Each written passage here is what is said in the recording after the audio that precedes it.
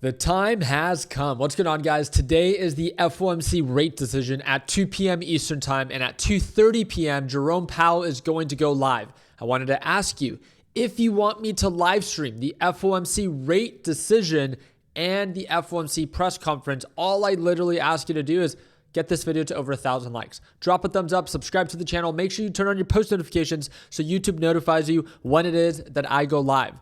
Very quickly, one of the trades that I took today was not on MicroStrategy, but MSTZ. MSTZ goes up as MicroStrategy goes down. This is a quick little day trade. I'm only up a little bit over $2,000 on the day. Again, my LPP team got to see me trade.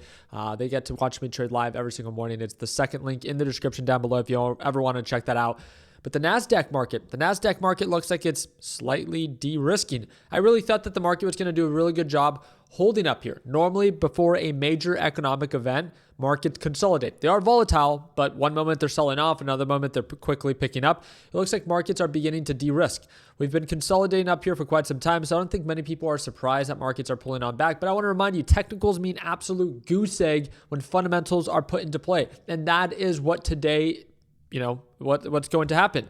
As of right now, there is an 88.2% probability, according to the Fed rate monitor, in less than 3 hours that the Federal Reserve is going to decide to cut interest rates. So very quickly, if you want markets to go up, you want the Federal Reserve to either cut interest rates by 25 basis points or more. If you want markets to go down, you want them to pause, or they could still sell off. That's the question that we got today in our live stream. It's like, hey, can this report release this report that's being released be a 25 basis point rate cut, but markets still drop? Yes, that has happened in the past before. It's a buy the rumors, sell the news. I wouldn't even be so focused on the report itself. I mean, there's a very high probability that it's going to be a 25 basis point rate cut. I think more people are concerned about the sentiment of the Federal Reserve. What is Jerome Powell going to say for 2026 and up and coming meetings? I think that is more of the focus, and you can't predict that. It's based off of what he is asked and how he answers, if it's dovish or hawkish. And that's where the press conference comes in. So remember, 2 p.m. Eastern time is the report.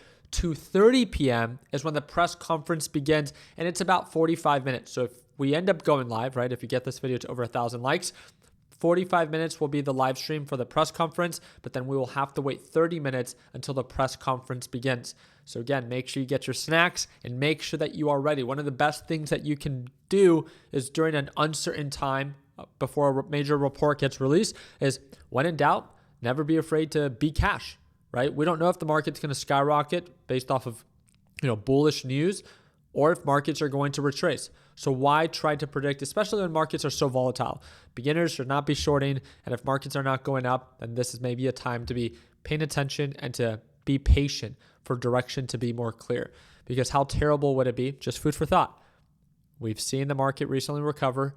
It's forming an overbought reversal, but this is technicals. But I'm just saying, what if the report comes out, he's a little bit on the dovish side, and then we begin to see a strong retracement? Imagine you buying something going long at these overbought levels, and we all know that if NASDAQ market begins to drop, everything will begin to drop. And then at that point, things can become a little bit more stressful for you. So very simple.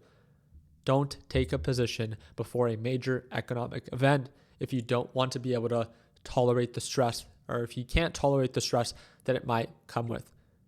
Right before the report comes out, either reduce your position or close out, right? Depending on your experience levels. But I'm very excited to watch the market react as the FOMC rate decision is supposed to happen today.